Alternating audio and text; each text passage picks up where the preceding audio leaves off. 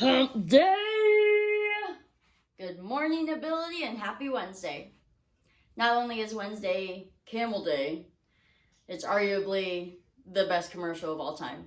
But outside of that, I am often sharing with patients that Wednesday is hands down my favorite day of the week. This is because there are things to reflect on, there are experiences to look forward to. Now, I know that doctors are typically composing these videos, but I wanted to do my part and share my 2 cents. I think that it's important that each person that walks into ability stores understands that each team member has a specific role in their health, and we are all educated, motivated, and just as passionate about getting them well. So we're going to start today with reflecting on Dr. Brady's onion analogy from yesterday. Now, layers that make up our lives come from a number of things. Traumas, whether they're big or small, emotional strain, accidents, and if we were being really very honest with ourselves, simply living and learning each day to discern what health is for everyone. Science tells us that these layers start to develop from day one, from day of birth. I know this to be true not simply because science shares it with us, but because I have my own experience, and I'd like to share it with you. For my daughter Cyprus, her day one came exactly 4 weeks early when she was born at 36 weeks and a mere 3.11 pounds. This day one for Cyprus actually kickstarted a 27-day stay in NICU. You see, she wasn't simply just underweight. Cyprus had missed the opportunity within the womb to regulate eating and drinking. She would drink from her bottle until she was blue in the face, which caused her to be on oxygen monitors. They said that her light bulb just hadn't gone off yet.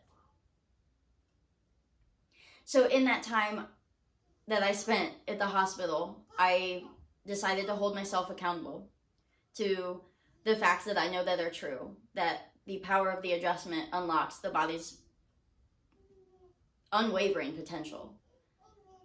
Dr. Brady answered my call and of course was happy to come to the hospital and give Cyprus her very first adjustment. I cannot make this up. Not even a full 2 days later,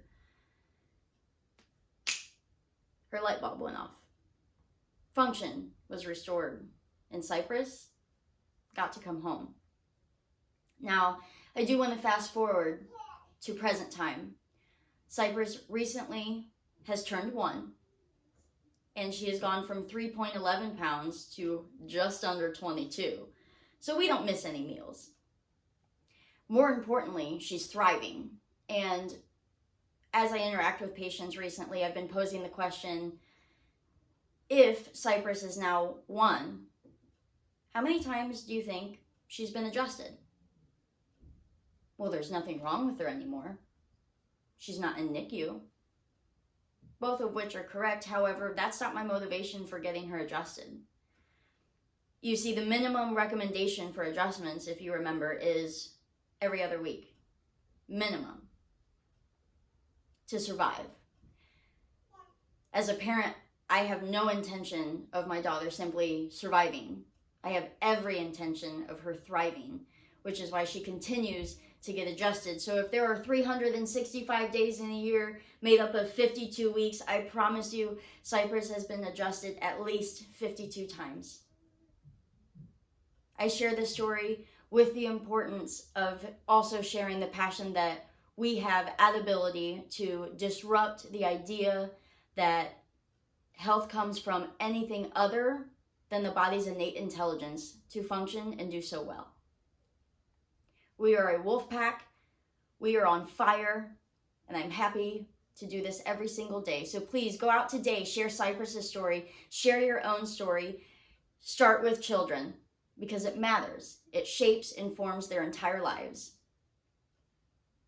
To end, you know what to do. Put your paw in, count to 3, and I want to hear your biggest, bestest bark. Have a kick-ass day, Ability.